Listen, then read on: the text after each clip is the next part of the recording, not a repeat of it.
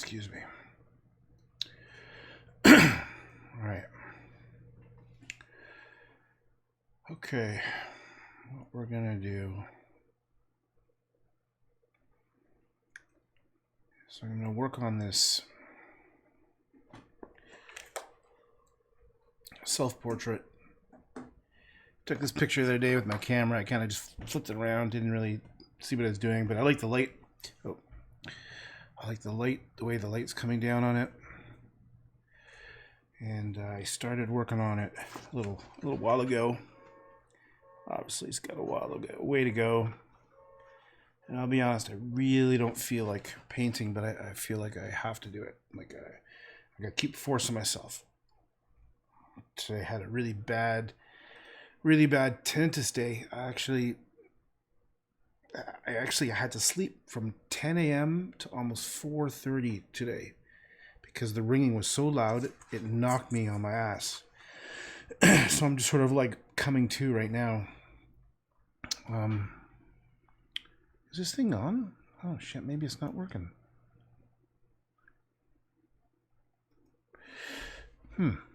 Maybe it's not recording. Let me just quickly refresh my page. Am I gonna start? Do I have to start all that crap over again? Okay.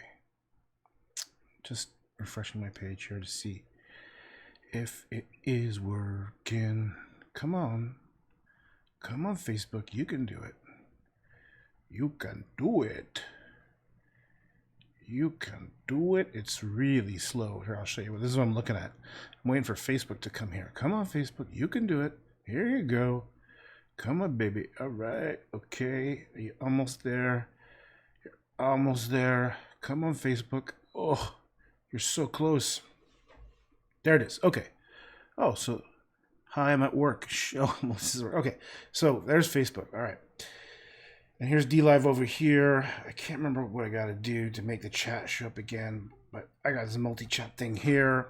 But what I'm actually going to do is I'm going to watch some Netflix. I started this series maybe a while ago. I don't remember when. And it's called Medal of Honor. It looks incredible stories. Where is it? Medal of Honor right here. And I've watched a bunch, except for this one here. This is going to be episode 3. And this one is relegated to the rank of private due to institutional racism in World War II. Experienced soldier Edward Carter single-handedly cripples an enemy stronghold. So that sounds pretty cool. I'm going to watch that. So I'm going to put that over here. More than 40 million Americans have served. And we'll see if Facebook kills it because it's copyrighted. But no. And I'm going to have this picture up here and here. Anyway, so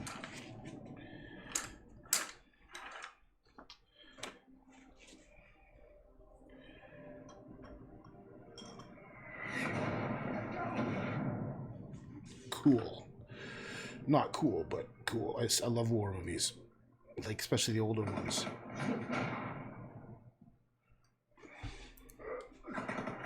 It's like he looks like he's injured and he's just waking up. I don't know how much longer. Okay, I'm just gonna keep it going.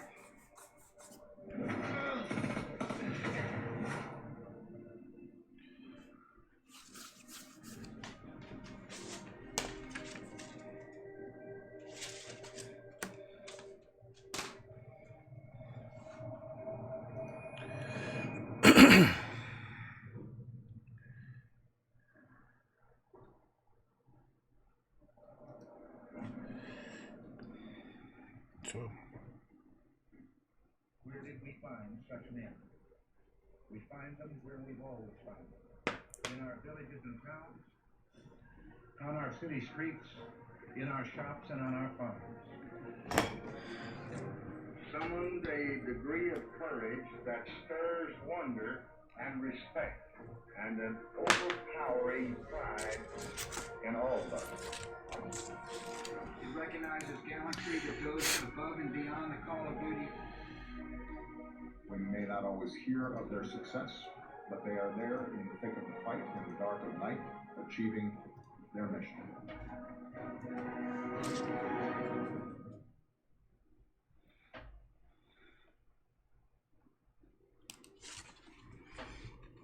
Would you be willing to give your life for your country?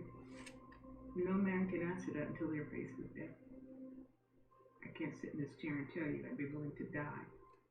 It'd be easy to say yes, but I wouldn't know that until I'm faced with death. I don't know, is that his mom? No, couldn't be. I think it was World War II. March 1945, World War II. We're in Germany. We had cut off the major pockets of German forces on the western side of the Rhine. We're past Normandy, we're past the Battle of the Bulge, we're past the bridge too far, the airborne invasion of Holland. We're at the point where the American army is going to cross the line into Germany. So it's the end game that's coming up. Crossing these big rivers in Germany was the last really big obstacle that the Allies faced in then making the Great Race to Berlin. Private Ed Carter finds himself in a tank commanding a crew of other privates to try and cross into Nazi Germany. We're dealing with the need to take the German heartland. German soldiers have to be dealt with, or the entire advance comes to a grinding halt. This is it. This is driving the dagger into the heart of Nazi Germany.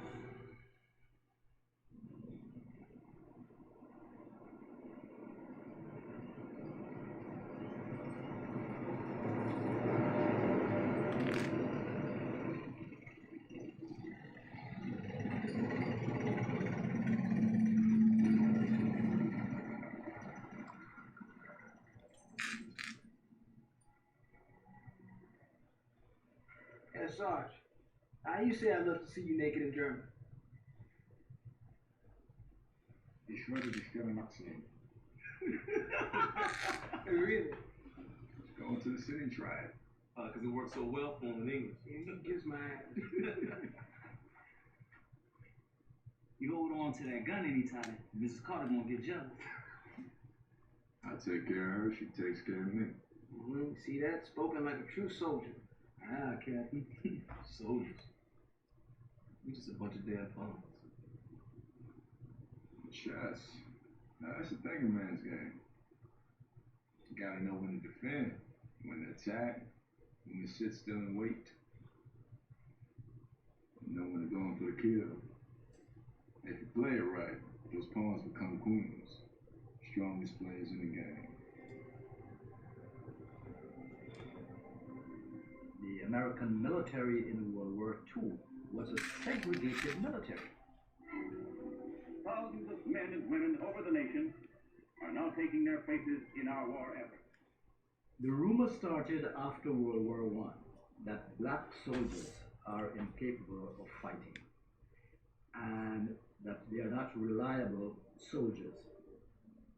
Stephen Ambrose, the great World War II historian, has a quote: "The world's greatest democracy fighting the world's worst racist, Hitler, with a segregated army." The army didn't feel that they were good soldiers. They felt that they were lazy, they were cowards. You do the trucks, you do the runs, you're a mechanic, you build the bridges, but you don't fight. That's reserved for the white soldiers. If you can imagine, by 1944, That's fucked up. when we had a number of Germans That's so fucked up. in the United States, a black military police unit guarding German prisoners of war could not eat in the same restaurant that was contracted to feed the German prisoners of war. Where'd Facebook go? African American soldiers having to give up their seats on trains for German prisoners of war. But overseas, African Americans pining for combat duty, let us fight, and being relegated to quartermaster duties, service and support, no combat duty. In January of 1945, there was a heavy casualty loss. I mean, severe. and they realized that they needed replacement troops. On one hand, they wanted to use the black troops. On the other hand, they had a problem.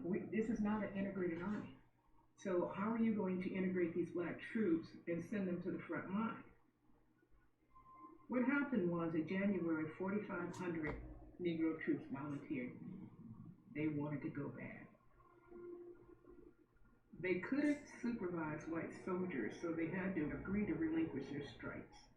Wow. That's fucked up. Edward Carter was a staff sergeant, so he was not able to take his rank with him when he became a Had to give up his rank. So he had to start out as a Just private. to go fight. He was an experienced soldier. When he got called up, he was probably one of the first to agree to go. He was assigned to the 12th Armored March 12th. March 23rd, they were taking Speyer, Germany.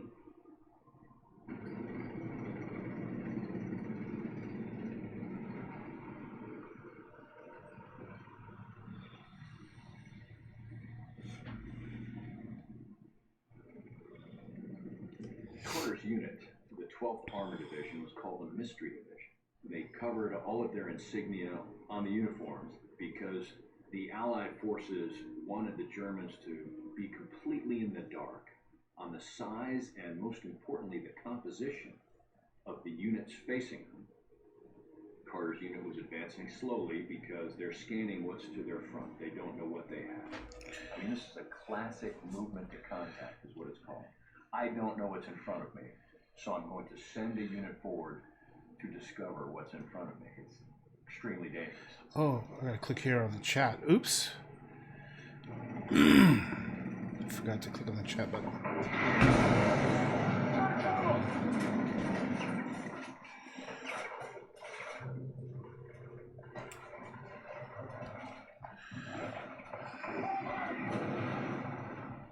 Suddenly, bazooka fire. Bazooka. Attempting to kill the tank. After the machine gun fire died down, he recognized where the gunfire was coming from. It was coming from a warehouse that was about 150 yards across an open field. Carter sees a combination of bazooka, infantry, an 88 millimeter gun, originally considered to be an anti-aircraft gun, and just became so effective against Allied vehicles and troops. It could cause an airburst, explode in the air. It made a noise that was frightening. The 88 was a deadly and feared weapon. Standard tactic: when a tank receives fire in complex terrain like this, you would send the infantry in to fight the other infantry. Carter volunteers to do that, not knowing how large a force they were dealing with. I'll go, sir. I can't have a private with a point out there. All due respect, sir, I became a private to serve on the front line. 2 months ago, I was a staff sergeant and a squad leader. I can do it. Get it done. Go Carter.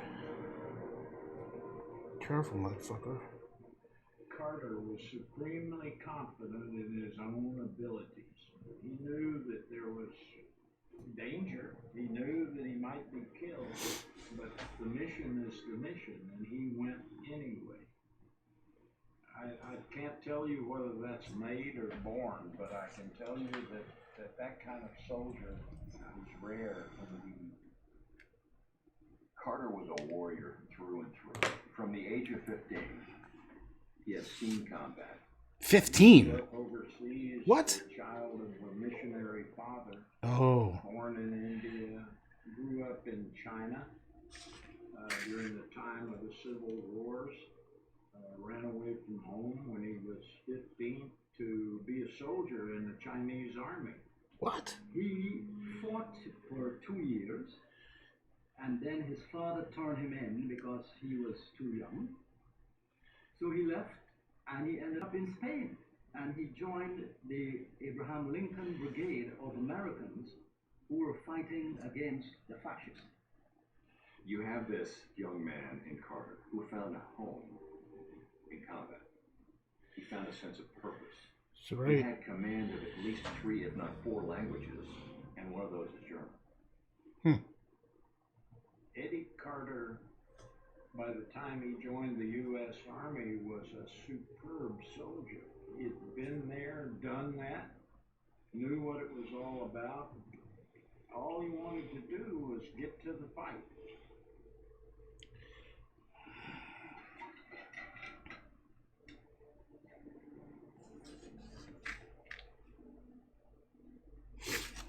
Thanks, boys, but you sit this one out. And so should you. No tank cover, open terrain. You really think they're gonna gain their respect by dying out there? Respect isn't given, it's earned. Yeah, well, we're coming with you. No, you're not. Yes, I am. Okay. Okay. Stay low in the grass. We go up the middle, we spread out at 50 yards, get a good look at this thing. Now respect is 1,000 yards that way. My lead. Crossing an open field is near suicide. Extremely vulnerable, very dangerous. He doesn't know how large an enemy force there is. He just knows that I have infantry with tank-killing weapons in this building.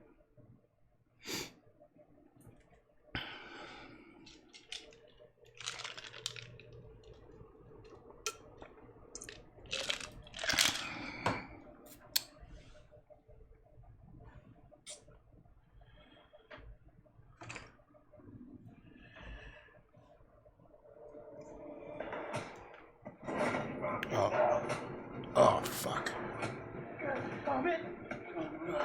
Great, good brother.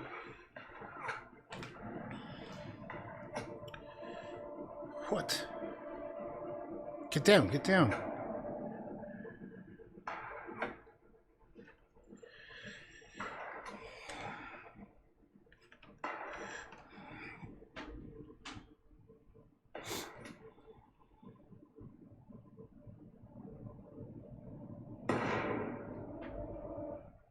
What? You got him? With a carbine? Monroe.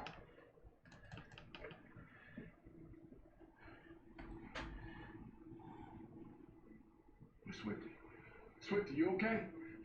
Swifty. Oh no. Fuck. I think he's dead. Yeah, he looks dead to me. Fuck. I got shot right in the face.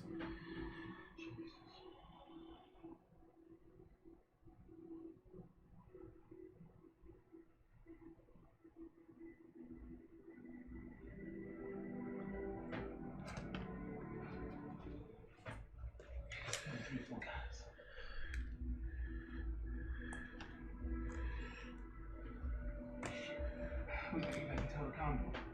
No, we put our backs to that farmhouse, we won't make it past 2 yards. He realizes that he's up against a much stronger position than he thought. There are multiple machine gun positions, which are deadly to him and his men. There's so much more than just that lone 88 that he thought was there to disrupt the movement of the armored formation. I'm gonna flank right 20 yards. See if I can thin these guys out. Maybe I'll draw enough fire to help you escape. No. You don't have to do that, Sarge. We can get out of this. Eddie, we can get out of this. I'm gonna draw that fire and help you escape. Christ! Son of a fuck, these guys are... Fuck.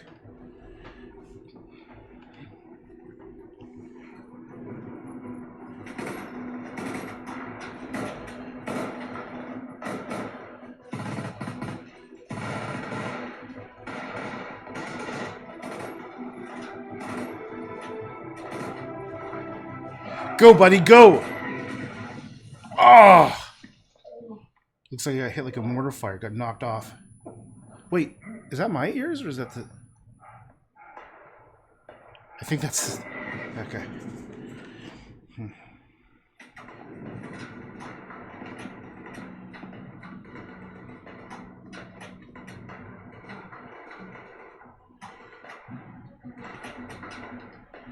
Now Carter is all alone. Probably a sense of duty combined with a sense of rage, Survival. combined with a singular purpose. Carter gets up and advances alone. Go get the fuckers.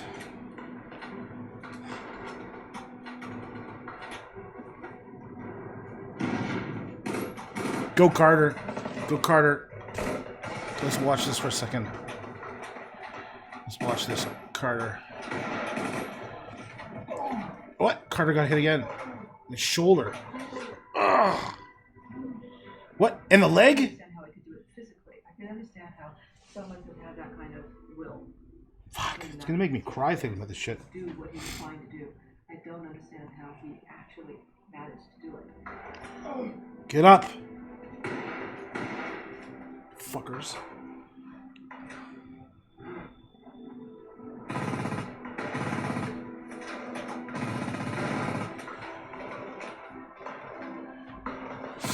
Amazing thing. Actually shot that gun, that Thompson. What adrenaline does to the human body.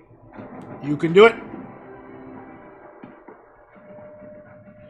The feeling when facing potentially death, but also feeling like I have the training, I have the knowledge, I can dominate this situation.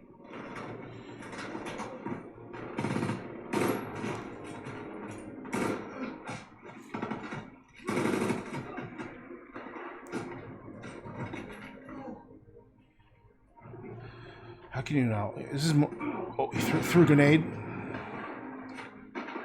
Oh, that's that crazy ass big gun. He's loading a new magazine. Getting his hat on. Look, he's got a bullet in his leg and his shoulder. Oh, don't hit him! Don't. Wow. Come on, Carter. Why did he drop his gun? Did he run out of ammo? Oh, he's throwing a grenade. No! Ah! Boom, you're fucked. Who's gonna get him? Who's gonna save him? That's what I want to know. Who's gonna go out there and save Carter? Is that his wife? I'm watching a Netflix show called Medal of Honor, Season 3. Each episode is about someone who won the Medal of Honor, obviously American Medal of Honor, and they tell the story of what happened. So these are all obviously actors. And is this a flashback? Oh no, yeah, he's unconscious and he's having this. This is their artistic license with it, I suppose you could say.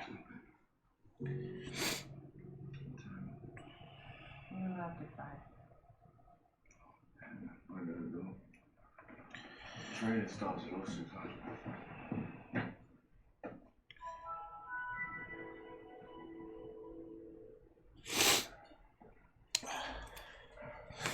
All right. What? You know what? We've been over this. Just don't understand. It's my job. It's not your job. It's my It's your job. entire life. I gotta do what I gotta do. And it's not just you and me anymore. Let him go, woman. He's got a job to do.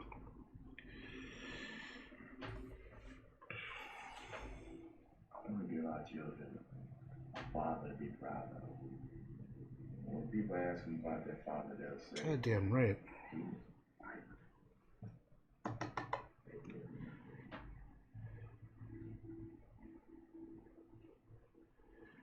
Goddamn right, Carter.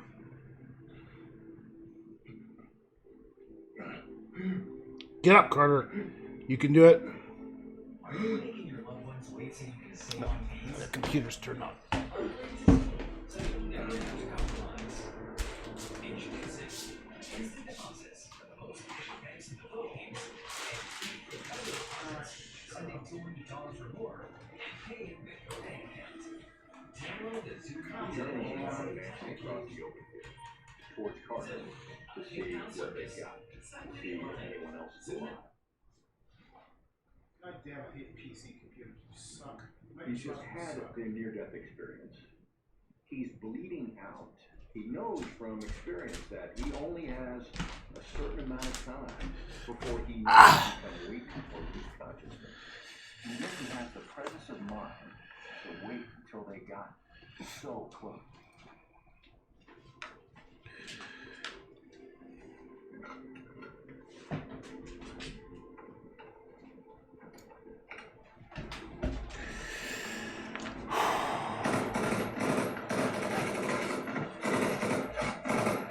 Oh, wrong end.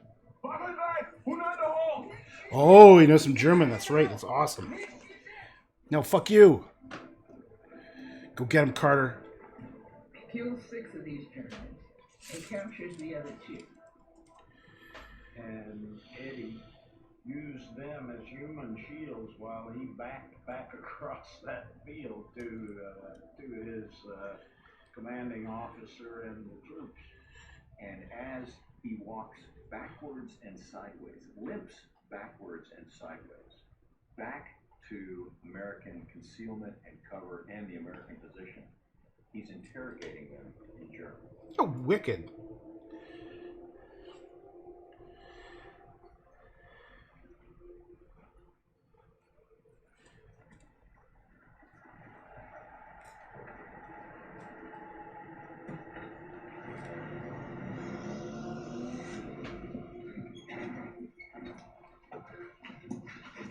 Get into a field hospital. Hurry. I have concealed artillery and mortar crew extension out. How the hell do you know that? I interrogate. Here, but you're still standing. I put my men's bodies in that field. We won't leave you. You have my word.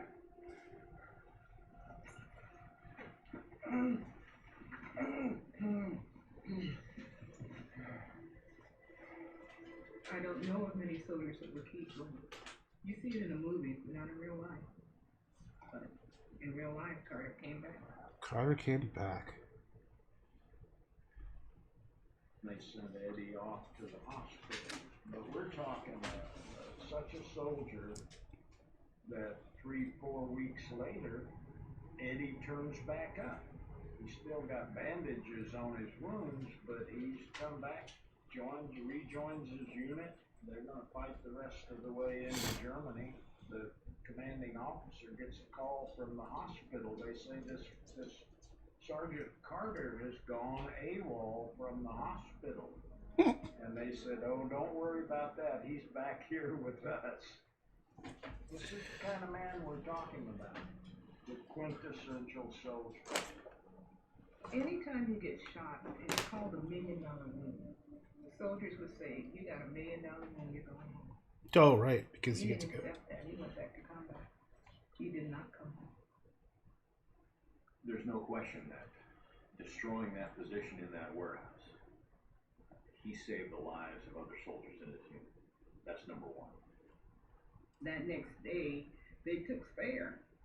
I mean, they took that town, they rounded up the German soldiers. He pointed out where the German machine gun nests were, and then they could crank the guns down, take those out. The roadblock is finished, and they crossed the line into Germany. Everything about Carter's act says above and beyond the call of duty.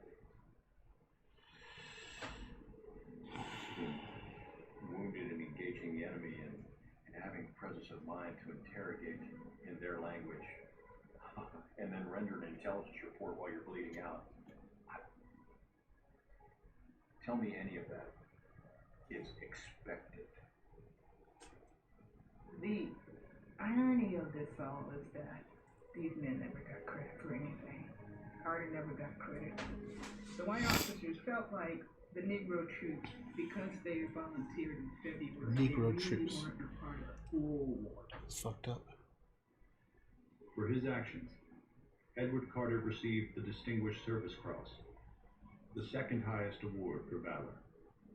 But he would not be recommended for the Medal of Honor. What? Why not? No, we all know why. I had an opportunity to meet his commanding officer, and he said in my heart I knew he deserved the Medal of Honor, but no black would get it. And rather than him not getting That's anything, fucked put him up. in the Distinguished Service Cross, the second highest medal. To think that the commanding officer of this man, who has just done, incredible feats at risk of his life. To know that and to think, I can't even try to get him the honor he deserves, gives a sense of just how powerful the racial hierarchy still was at that time in the Army. What Carter didn't receive in decorations, he did experience in heartfelt appreciation. Good. After he returned from the front. Good. He was a hero when he got home. I mean, he was in the newspapers. Right. Everybody was just raving about what a great man this was. People would say when you pass by, that's Edward Carter's son. They knew who we were right away, you know. Carter, his wife Mildred, and their two sons, Edward Jr. and William, moved to Washington State, where Carter joined up with the military police at Fort Lewis. Despite being denied the high honor he deserved, he remained a patriot. He's a good father. He said the love of this country is the best you can ever give. The family settled on a Tacoma farm. In contrast to their father's wandering, war-filled youth, his boys enjoyed a childhood that was peaceful. That's what you want. He taught us how to fish, how to do everything. How to treat people, how to treat animals, mostly animals. He was an animal lover. Taught us how to give orders and take orders. Don't give out nothing you can't do yourself. When you build houses or something like for the pig pens, it was, you know, things like that. We learned how to work as a team. That was the best part of it.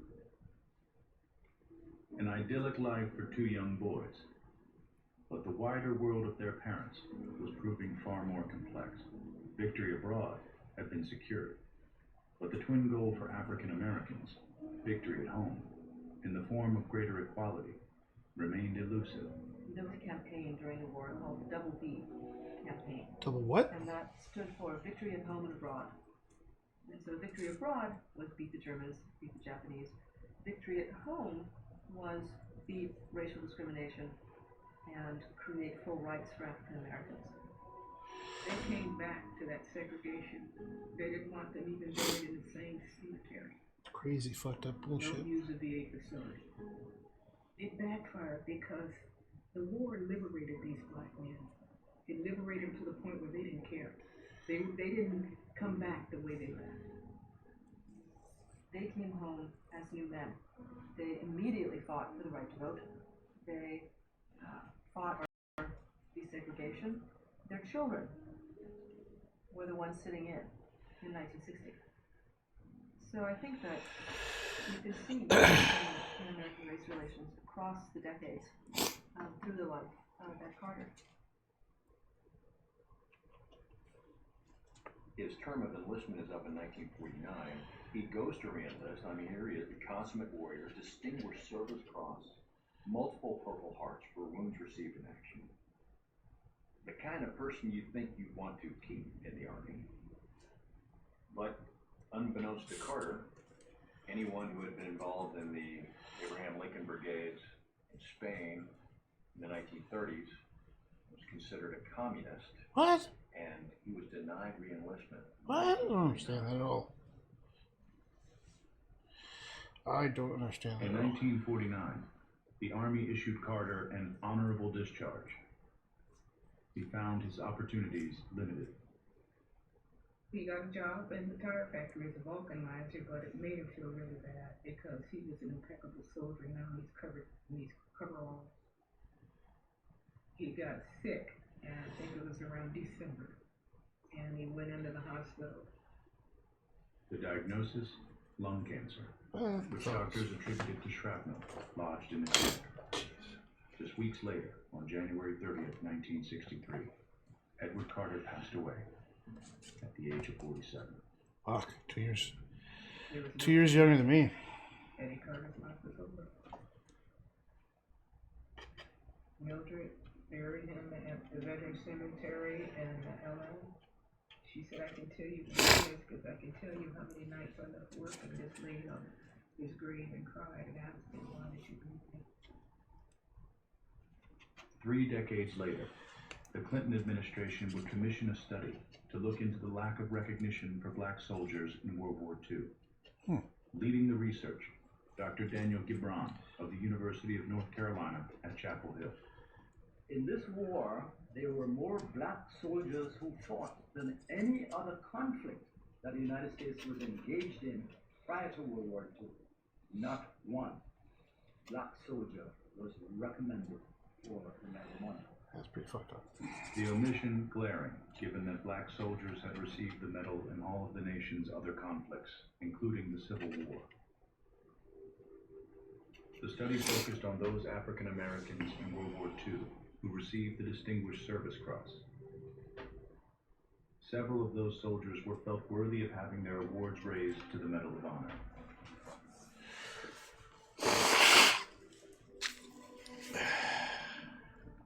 For a nation, the study represented a reckoning with a racist chapter of its more recent history. For Edward Carter's family, it meant something more personal. Official recognition of the heroism represented by this individual soldier. When victory was complete in World War II, our government made a pledge to correct cases in which medals of honor were deserved but not awarded. Today, America honors that pledge. Edward Carter had earned his medal in a mere day. 50 years later, the world had finally evolved enough to place it into the hands of his son. I was proud of it. Just a high honor. And I thought he deserved it. There was an injustice that could not be tolerated, and then Carter was going to get the Medal of Honor 50 years later. Wow. That was his. 50 years He later. earned it. You can never talk about World War II and eliminate these men. It's here to stay. Somebody acknowledge who we are. Right on.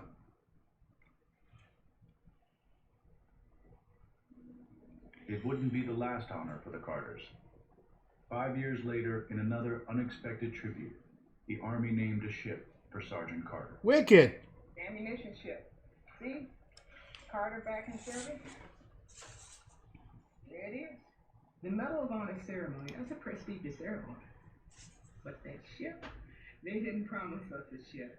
When we christened that ship, it came full circle. That's the bottle, Eileen Carter is also determined to share her father-in-law's legacy beyond the family, publishing an inside account of his remarkable story. A story now enshrined here. Welcome to the National Museum of African American History and Culture. I am Kowalski Salter.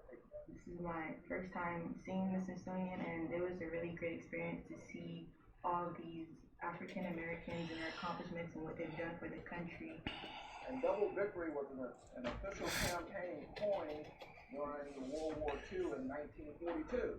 The time period, that your father, your uncle, your grandfather, your father-in-law served.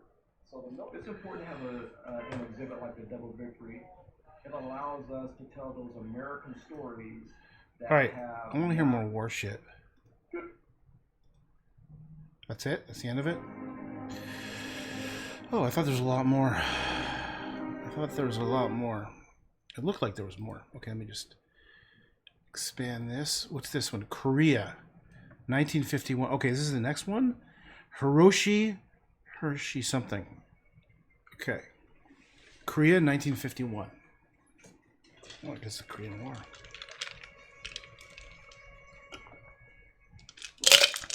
Are those soldiers approaching this one dude who's on guard duty? Fuck, he looks terrified, eh? That must be terrifying. By yourself there. Oh. Shooting in the dark. Okay. Okay, let's watch this one. I haven't seen this one.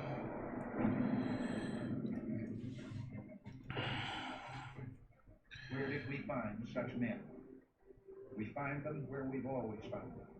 In our villages and towns, on our city streets, in our shops. I'm getting some drop frames here. I don't know why. I'm getting 6%.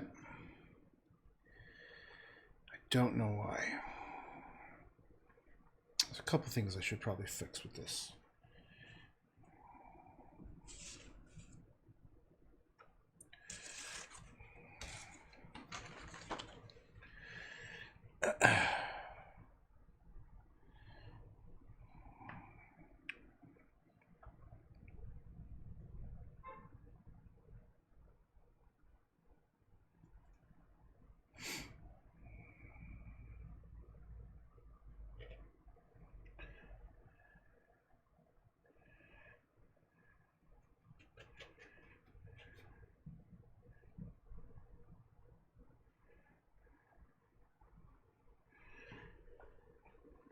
Maybe it's just a little quiet for now.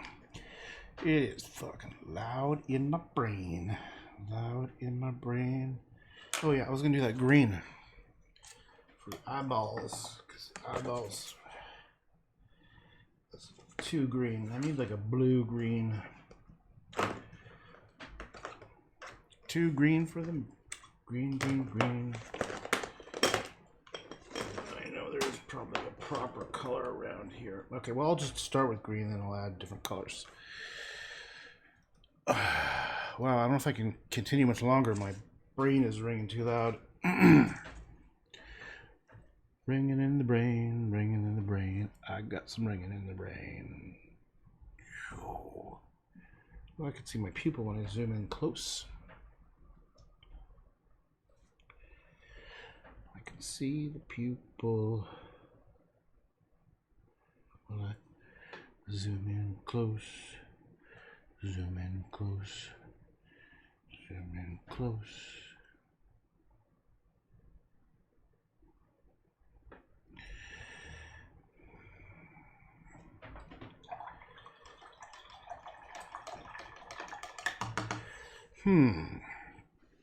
What should I do? What should I do?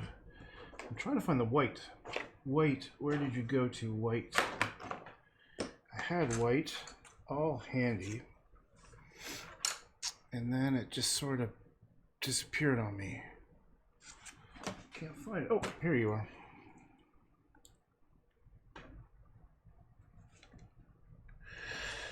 Okay. Let's see what just pure white will look like. Oh, that looks like craptastic. Wait, I need to get some skin tone first. Let's get some skin tone. Skin tone. Skin tone.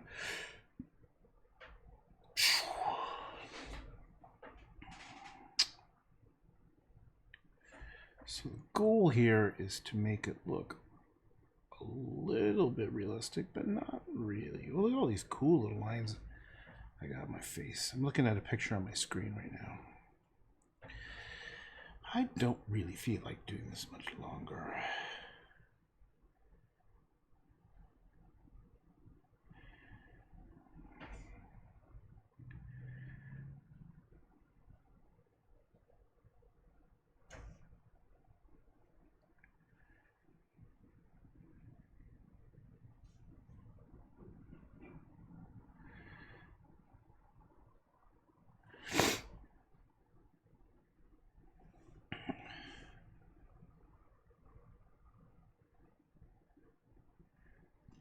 Oh, I got eyelashes down there too. I didn't even notice. I think I need a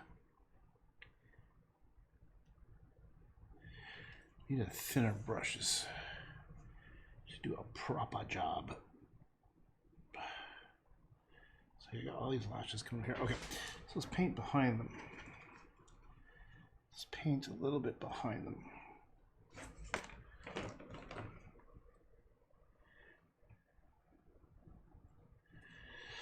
Let's paint. It needs a bit of. I don't even know if that's the right color. Nope. Let's add some red to it. I need a bit of brown. A little bit of burnt umber.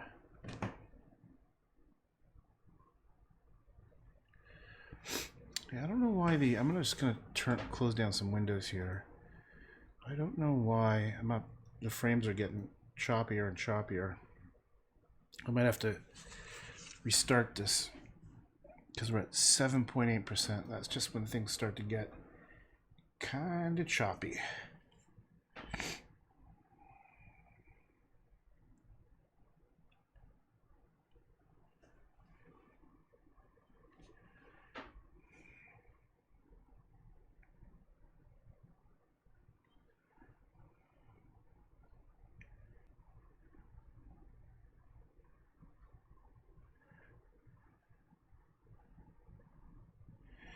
Yeah, I've never been a fan of trying to do little details. Just kind of irks me somewhat.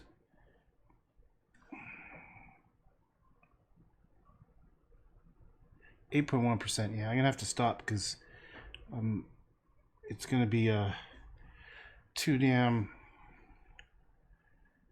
choppy. I'm gonna show you what I'm talking about.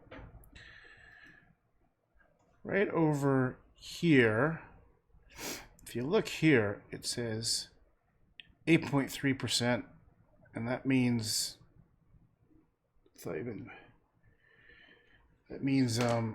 oh, come on.